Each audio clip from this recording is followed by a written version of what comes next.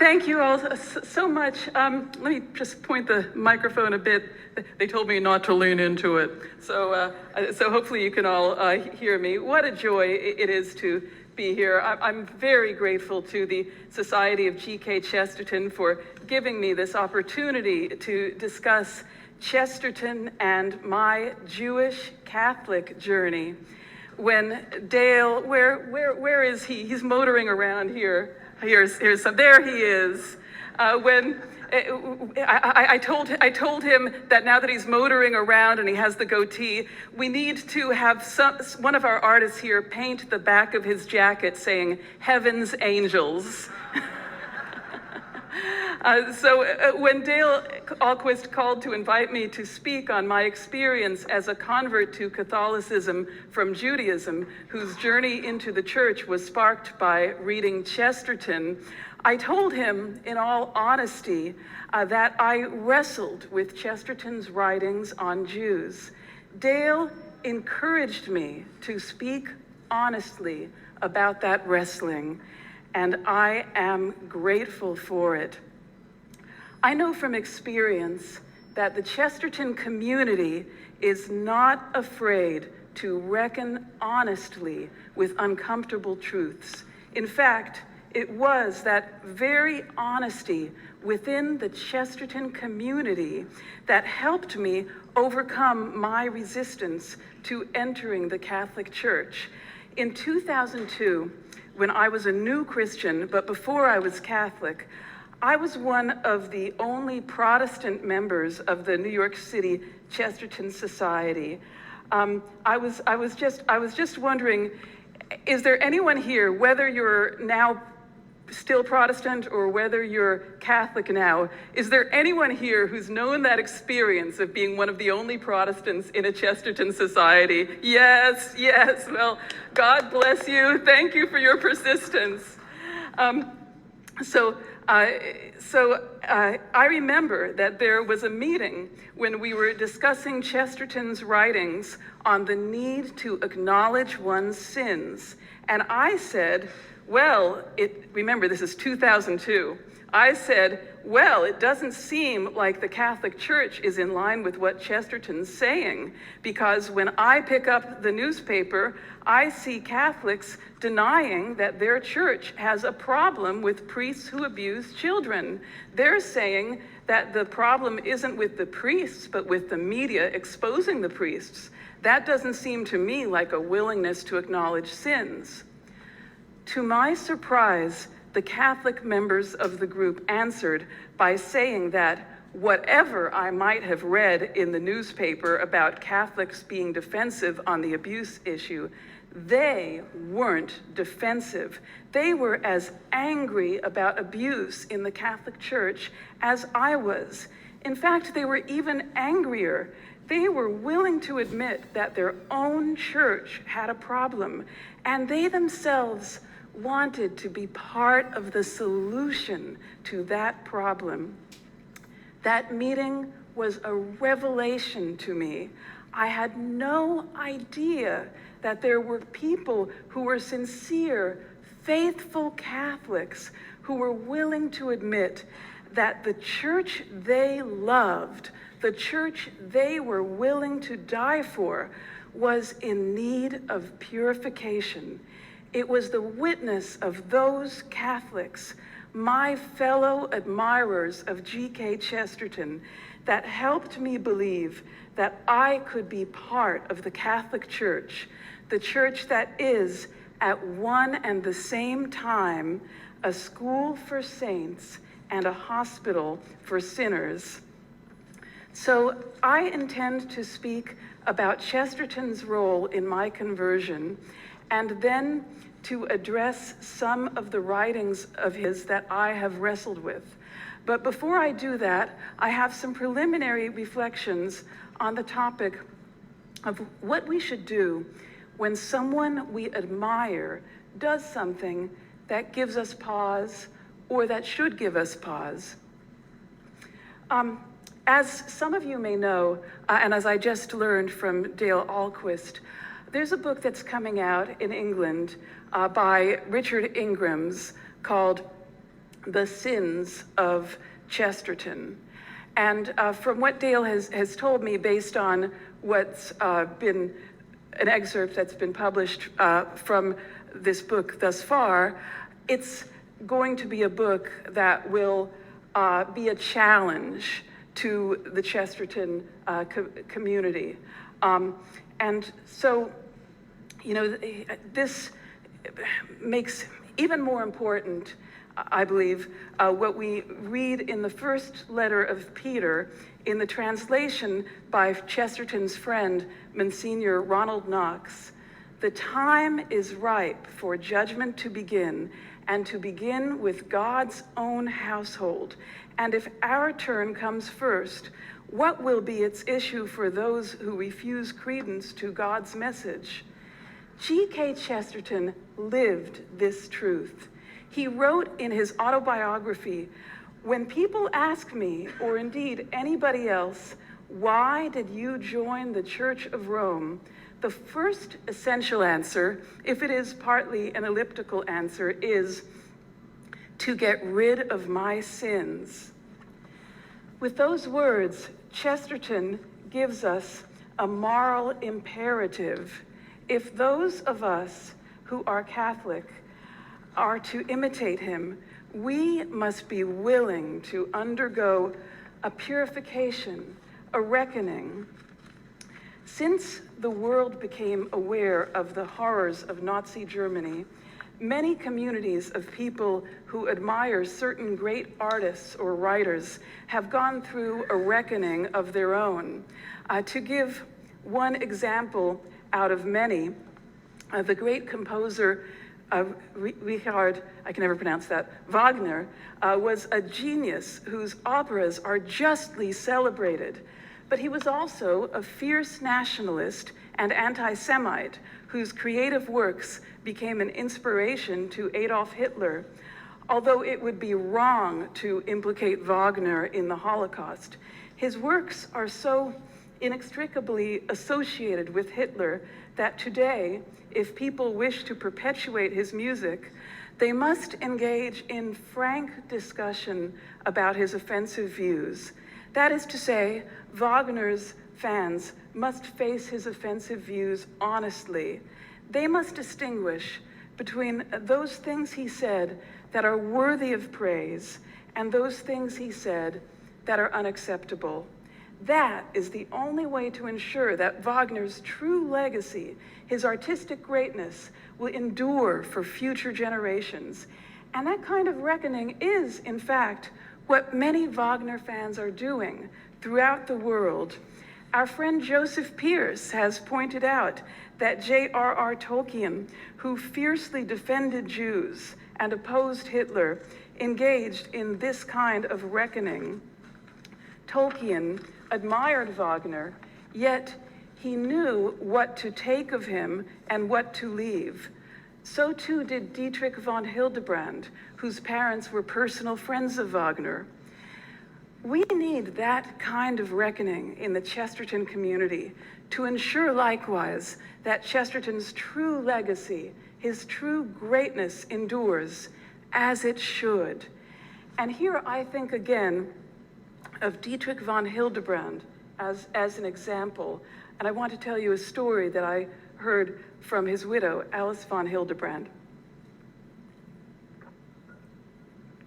Alice von Hildebrand says that Dietrich told her that if, after his death, she found anything in his writings that was against the teachings of the Catholic Church, she was to burn them.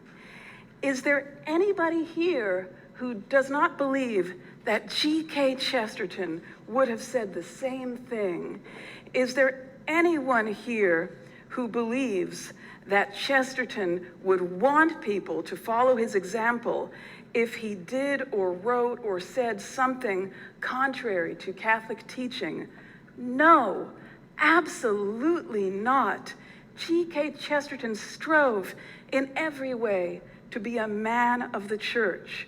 When he was wrong and realized he was wrong, he confessed his sins and sought to amend his life. That is why we have the famous story that when the Times asked readers to tell them what was wrong with the world, Chesterton wrote, "Dear Sir, I am yours, G.K. Chesterton."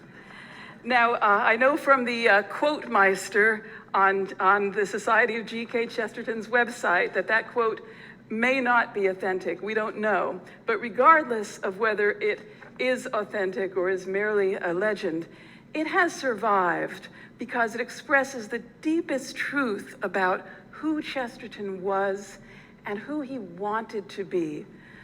So we should not be afraid to engage in an honest reckoning with Chesterton's writings on Jews, because Chesterton himself would want us to do so.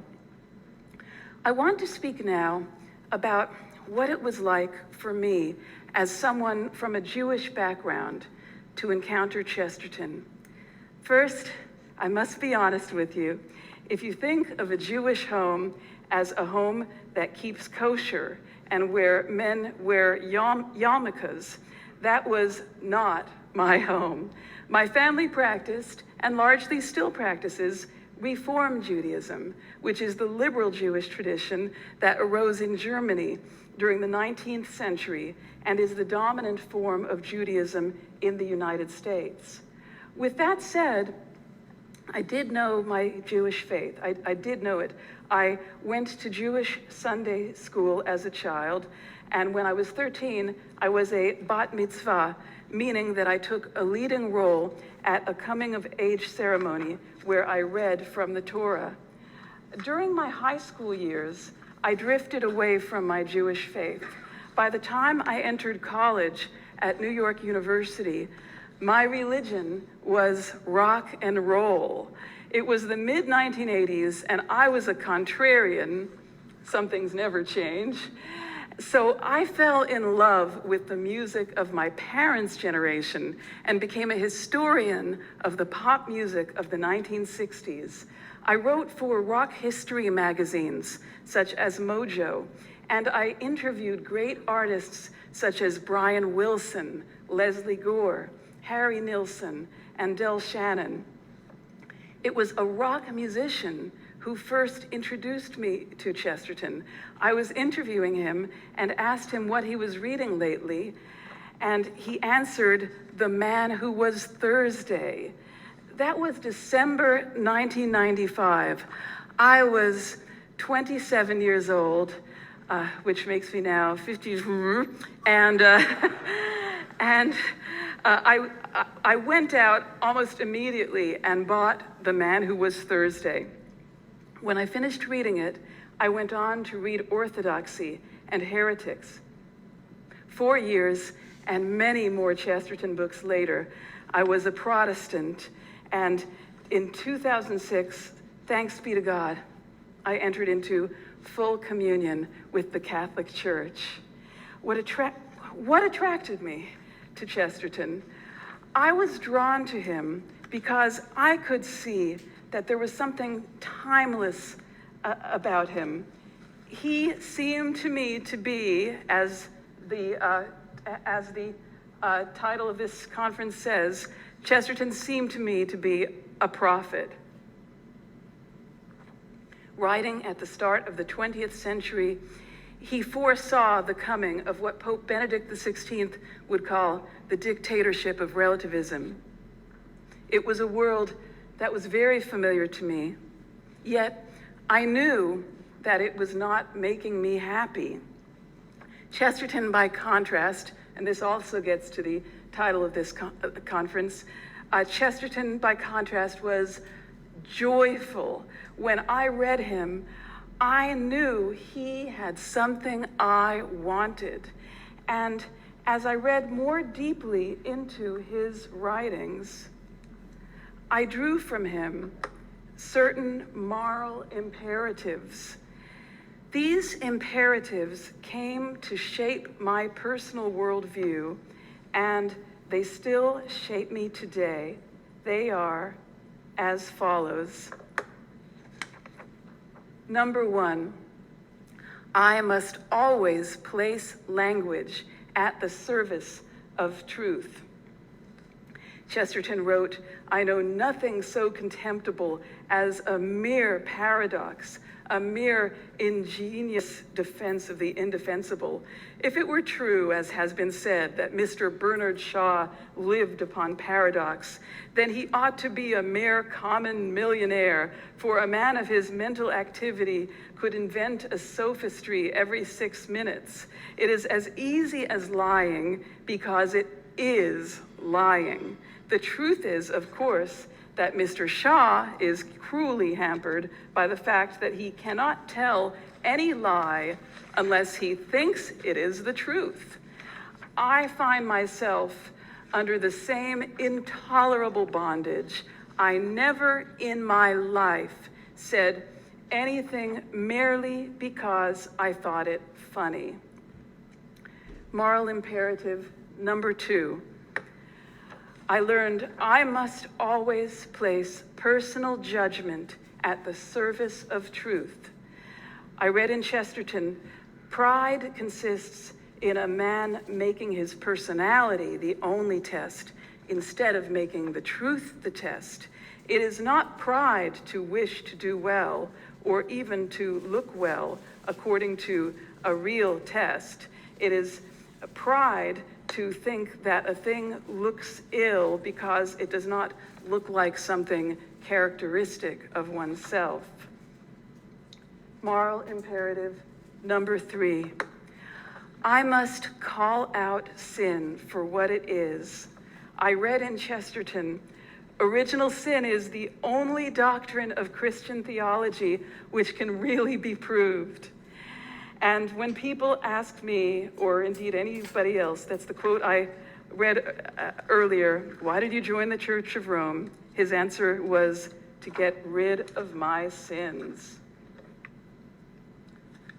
Moral imperative number 4. God gave me the gift of reason. I must use it.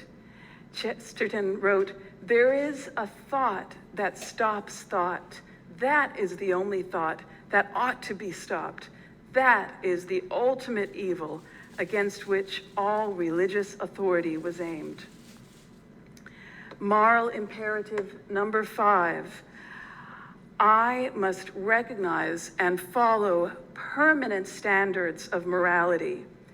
I read in Chesterton, "We often hear it said, for instance, what is right in one age is wrong in another. But if the standard changes, how can there be improvement, which implies a standard? The theory of a complete change of standards in human history does not merely deprive us of the pleasure of honoring our fathers, it deprives us even of the more modern and aristocratic pleasure of despising them." Moral imperative number 6. Being Christian means resisting evil within myself and within society. I read in Chesterton, "A dead thing can go with the stream, but only a living thing can go against it.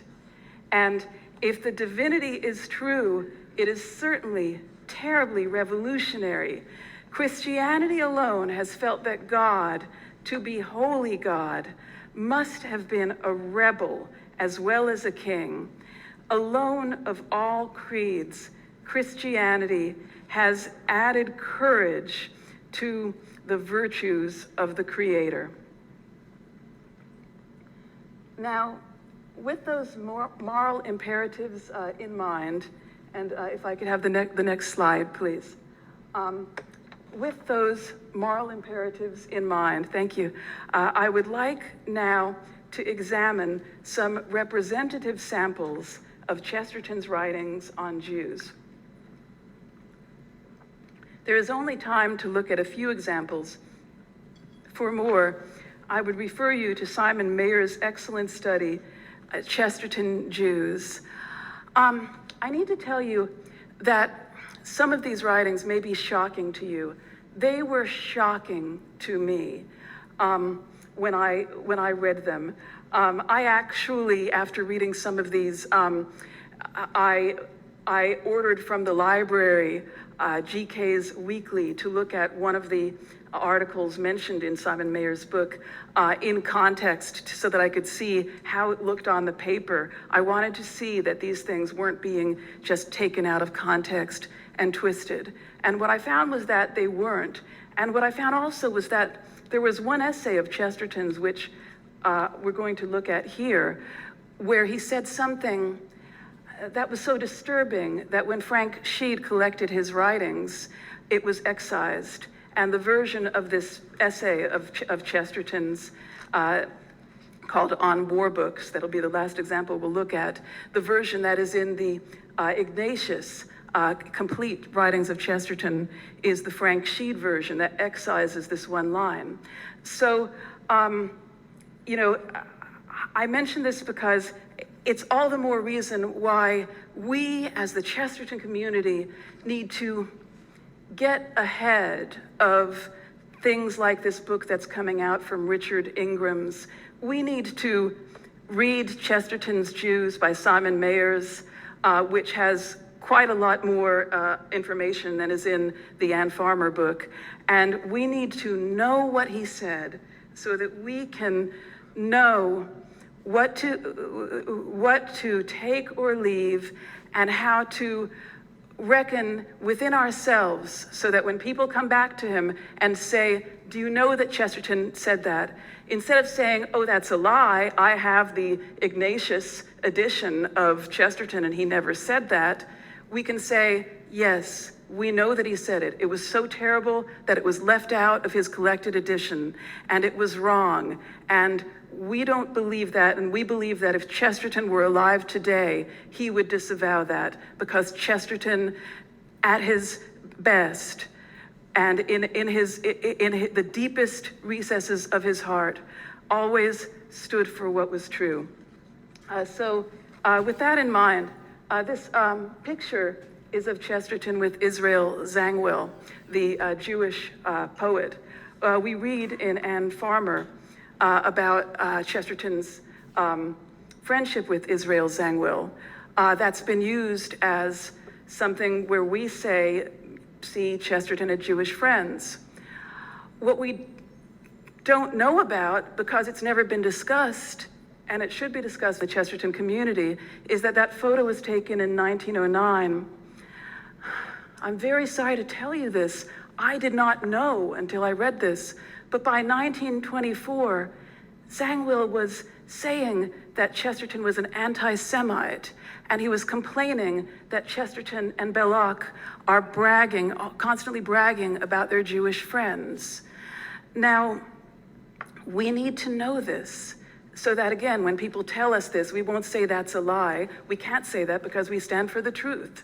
So we have to say that we read that, and we are concerned as other people are concerned, and that doesn't in any way negate the enormous good that Chesterton did. We acknowledge the bad, but you know, it's necessary to do that in order to ensure that the good survives. So first, let's look at Chesterton's thought on Henry Ford. So when Chesterton went to America for his lecture tour in 1921, Henry Ford was publishing the Dearborn Independent, which was a newspaper that was at every Ford dealership, and it was put in every Ford that was sold. And this newspaper was an outlet for Henry Ford to have all these stories about what he considered an international Jewish conspiracy. And so, you know, that's an example of the front page of the Dearborn Independent. Here's what Chesterton wrote on Henry Ford. He said, Americans are accustomed to a cosmopolitan citizenship in which men of all bloods mingle and in which men of all creeds are counted equal. Now, this is very interesting. It seems Chesterton was unaware of segregation, unaware of signs saying no Irish need apply. You know, there's something there that is not the Chesterton we know. It's not the Chesterton who's in service to truth or using his reason. It's a blind spot, and we need to acknowledge that. He goes on saying of Americans, in a word, they are the very last men in the world who would seem likely to pride themselves on a prejudice against the Jews. And he goes on. I'm going to skip ahead, and he says, Mr. Ford. Oh, let's see, next slide. Mr. Ford is a pure product of this Pacific or pacific world, as was sufficiently proved by his pacifism. If a man of that sort has discovered that there is a Jewish problem, it is because there is a Jewish problem. It is certainly not because there is an anti-Jewish prejudice. For if there had been any amount of such racial and religious prejudice, he would have been about the very last sort of man to have it. It happened that when I was in America, I had just published some studies on Palestine, and I was besieged by rabbis lamenting my prejudice.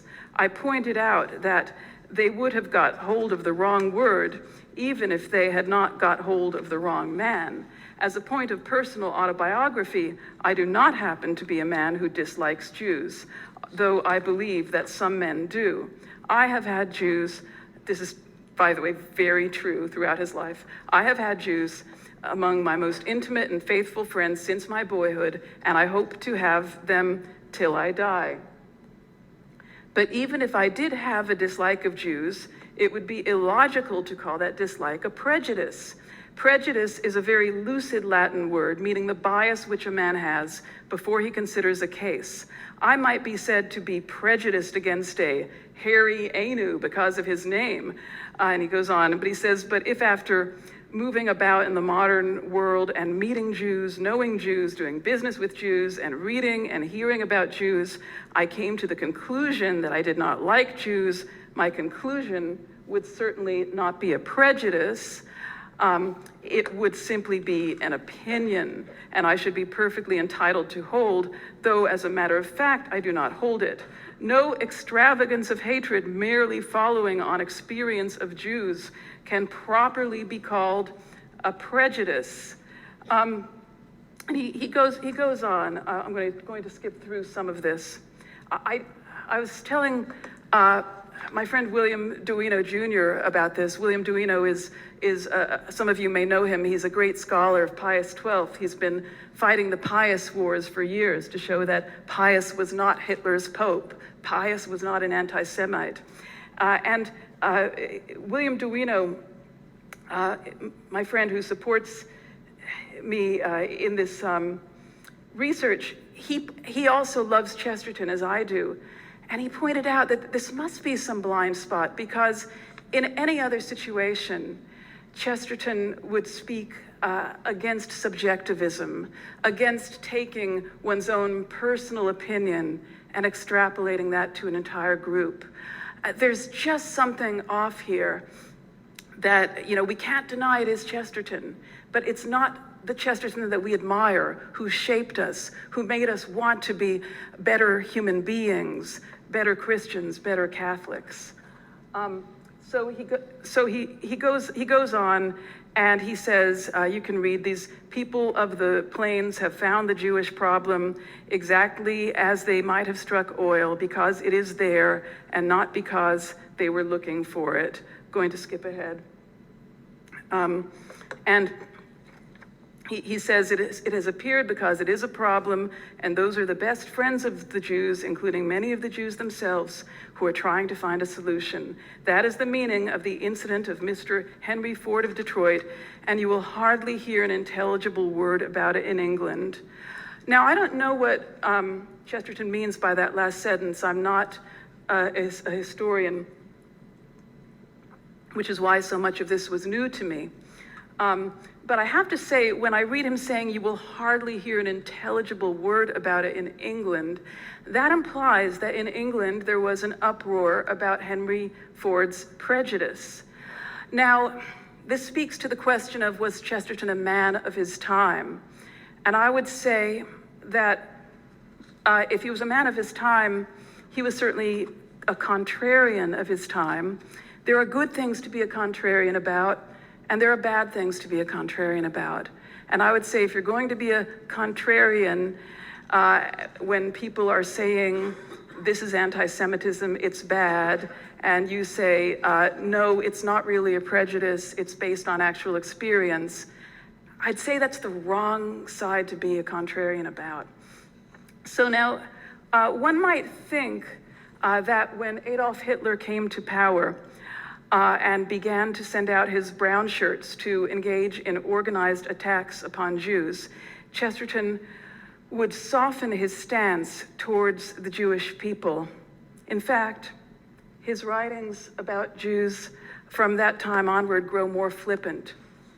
In late July 1933, he wrote in GK's Weekly of, quote, the Judaism of Hitler, in which he claimed that Hitler's idea of the master race had its origin in Jewry.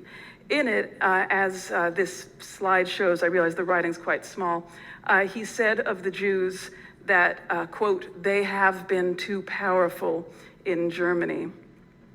2 months later, Chesterton did give an interview to the London Jewish Chronicle in which he harshly criticized Hitler's actions against Jews.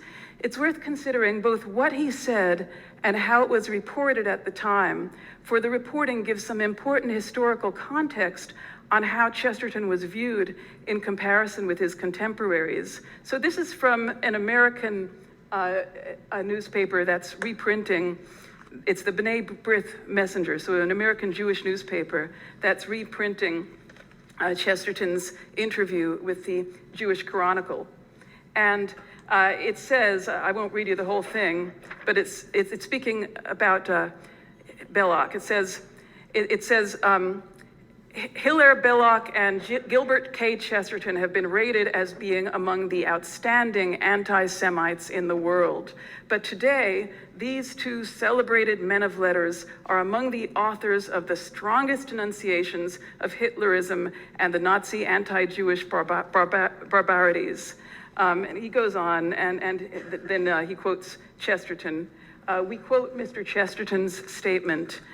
In our early days, Hilaire Belloc and myself were accused of being anti-Semites. Today, although I still think there is a Jewish problem, and that what I understand by the expression, the Jewish spirit, is a spirit foreign in Western countries, I am appalled by the Hitlerite atrocities in Germany.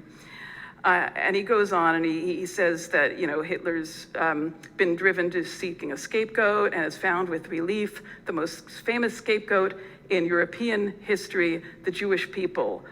And then he finally says, I am quite ready to believe now that Belloc and myself will die defending the last Jew in Europe. Thus does history play its ironical jokes upon us. I would just say that if you're going to speak against Hitler's treatment of the Jews in 1933, it would be good to not say, by the way, there really is a Jewish problem. And even he admits it's an irony, isn't it? There's a flippancy about this. My final example is the essay that I mentioned to you before. It's also one of Chesterton's final public writings on Jews. He published this essay on war books in GK's Weekly, October 10th, 1935, 8 months before his death. This is the one that I ordered from the library so that I could see the exact words, because, you know, reading it in Simon Mayer's and reading him say that there was something that was deleted, I thought, if I'm going to get up before the Chesterton Conference and say that G.K. Chesterton said this, I'd better have proof. I'd better have the actual print. So this is on war books, and here's the quote. He says, Herr Hitler and his group have done many things of which I cannot approve. They murdered a number of people without trial during a sort of weekend trip. This is a flippant way, by the way, of speaking of the Night of the Long Knives. And he goes on to say, they murdered a man merely for being an influential Catholic, and what is even worse, explained that they had murdered him by mistake. Some of you may know the name of that person. I can't think of it offhand, but it was a very holy Catholic who resisted Hitler. Then he says, and this is what you have read, this first part, they beat and bully poor Jews in concentration camps. Now in the Frank Sheed version, which is also reprinted in Michael Coren in Defending Chesterton Against Anti-Semitism, Michael Coren says, full stop, look, Chesterton put down the Nazis for beating and bullying poor Jews in concentration camps. Frank Sheed, although he did many, many good things in his life, he did not do us a favor by excising the last part of that so that we could know the truth of what Chesterton wrote and know it first ourselves without being told it by people who are outside the Chesterton community. Chesterton goes on to say, and what is even worse, they do not beat or bully rich Jews who are at the head of big banking houses. This, I might add, is 2 years after he gave his interview saying that he'll go down defending the last Jew in Europe. You know, my head exploded when I read this. And then he goes on, they talk about preserving the purity of their blood. They commit every crime, but let us be just to our great enemy, or to all our great enemy, or to all our enemies, great or small. Let us not forget that they did destroy not a mere bookseller, but a book.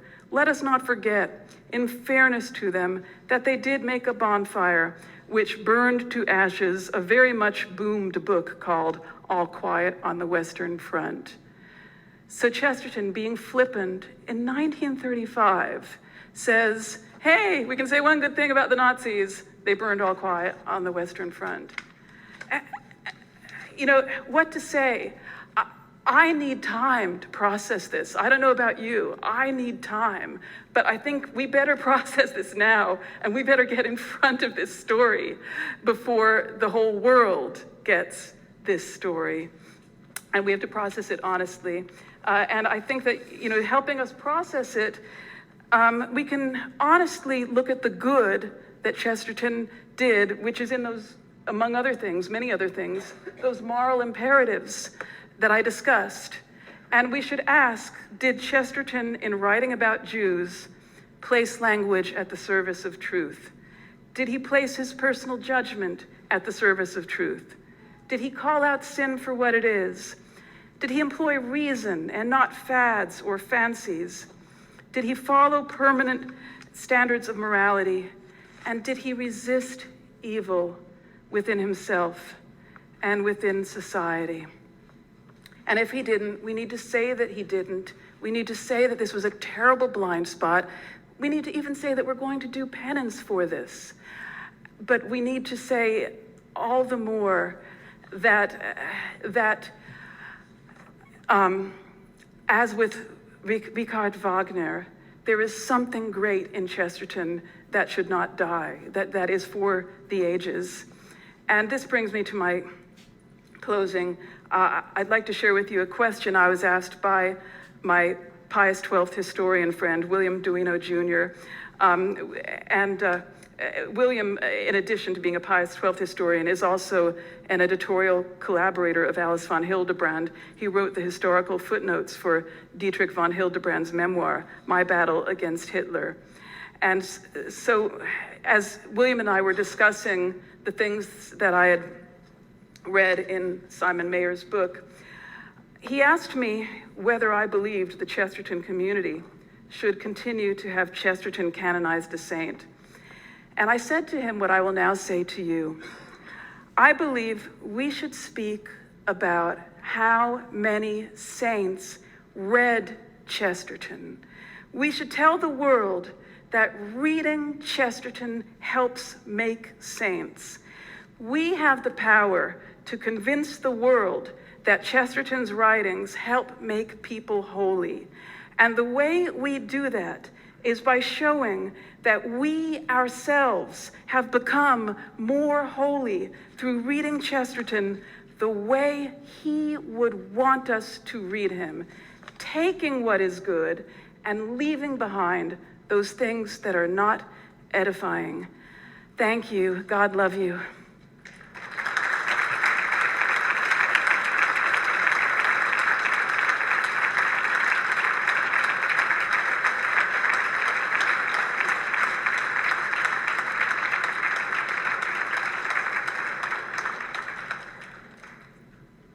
If there are any questions, I'm happy to answer them.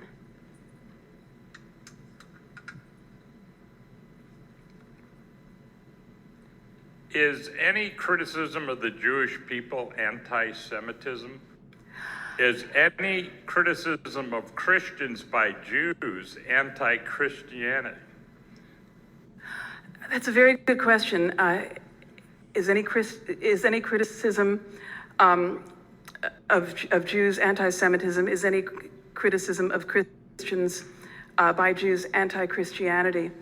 Well, one thing that Chesterton said that Simon Mayers agrees on, there's not a lot that they agree about, but one thing they agree on is that the word anti-Semitism is just a terrible word, because nobody hates Semites. Semites are Semitic peoples that are not only Jews, but also people from Lebanon, Catholics, Muslims, people from elsewhere in the, I think the Levant.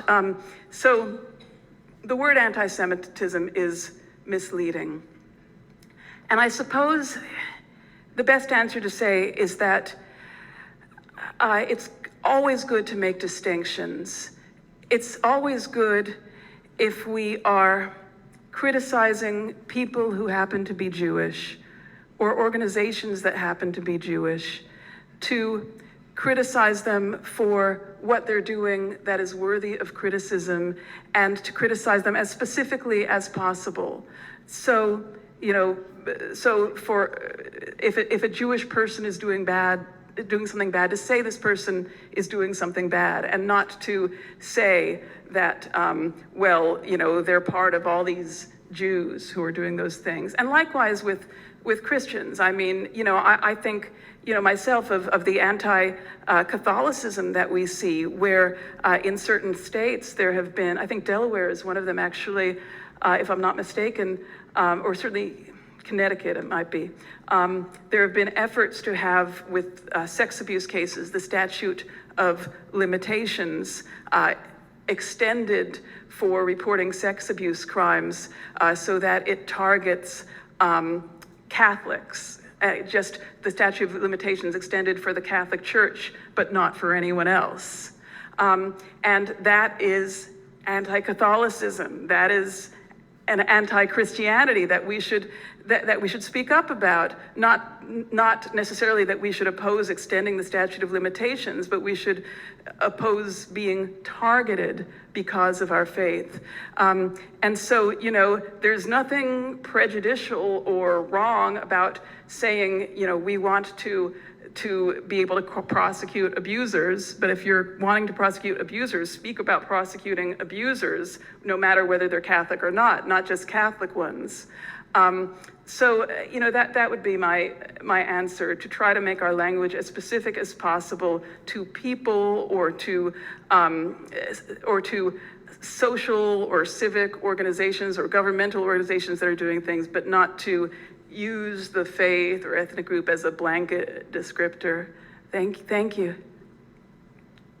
Hi, first, thank you for your research. I enjoy your study.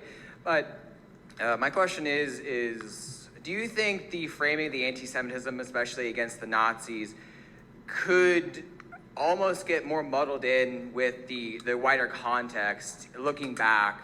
Because I remember when I read about G.K. Chesterton, he supported Dr. Dollfuss of Austria, who also despised the Nazis, but was himself a fascist dictator aligned with Mussolini and Hungary.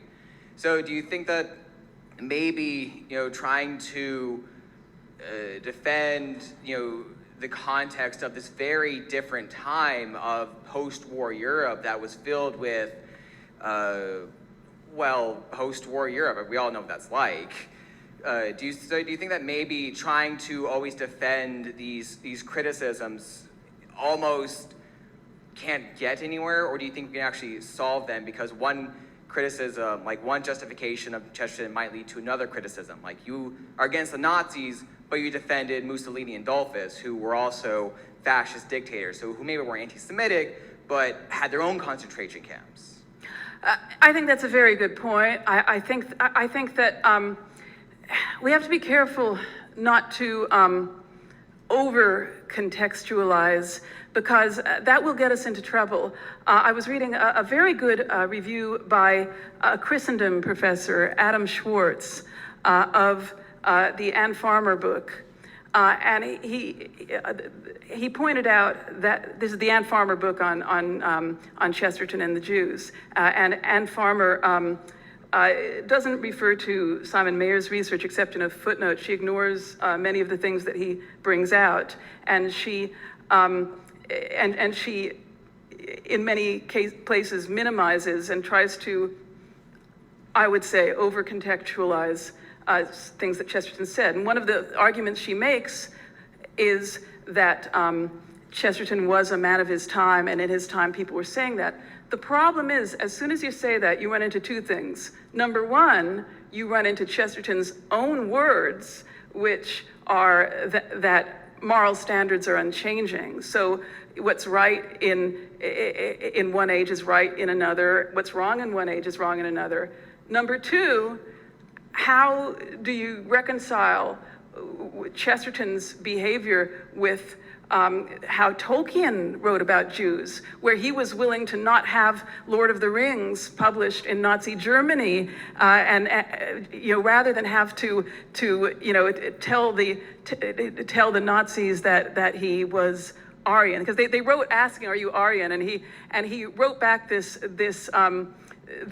letter basically making fun of them, first pointing out that Aryan isn't a real, ethnic descriptor, not the way they think it is. And second, saying, "I am sorry that I am not gifted with Jewish blood," or something like that. Also, Christopher Dawson, as Adam Schwartz of Christendom points out, Christopher Dawson, too, engaged in none of this kind of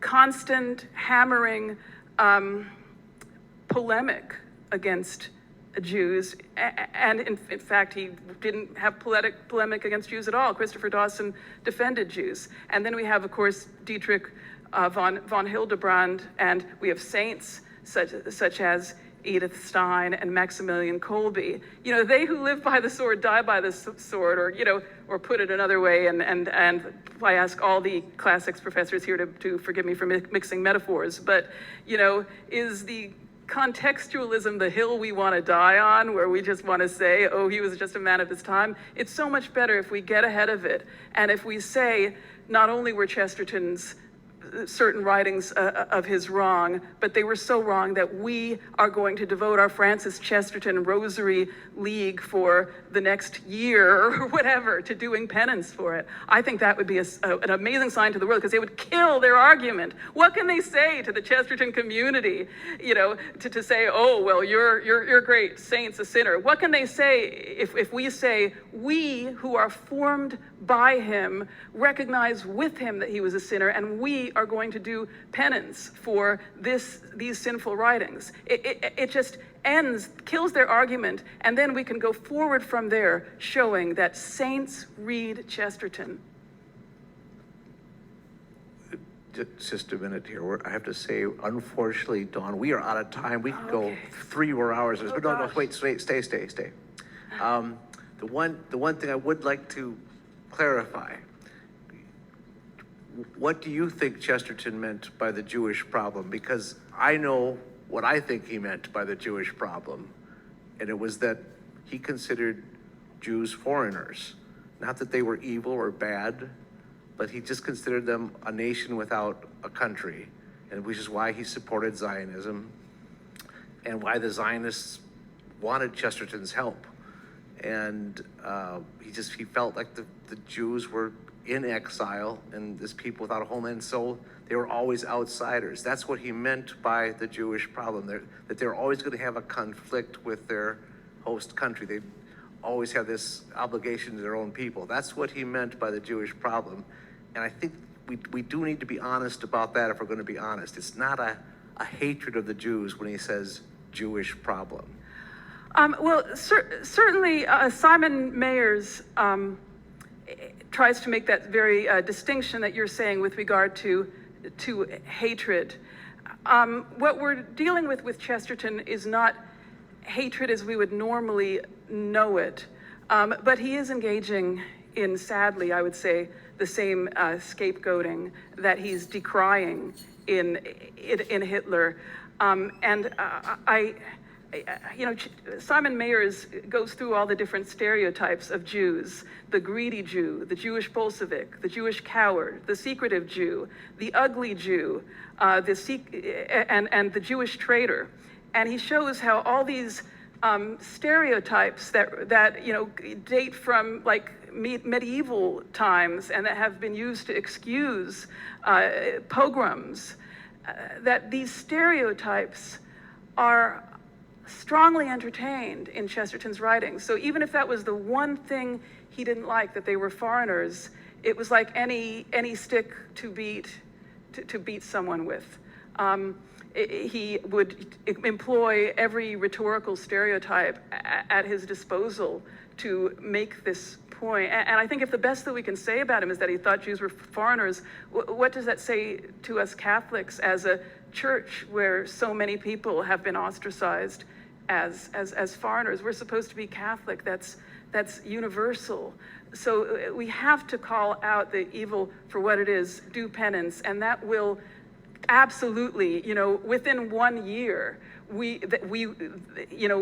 just as they've won the Pious Wars, within 1 year, we will win the Chesterton War in terms of, and I hate to speak of this as wars, but we will win the battle to make sure that his legacy endures. That's what I mean by a Chesterton War, and I think that's a battle worth fighting by the tools of the Rosary, the Holy Spirit, and penance. Thank you. God bless you, Don.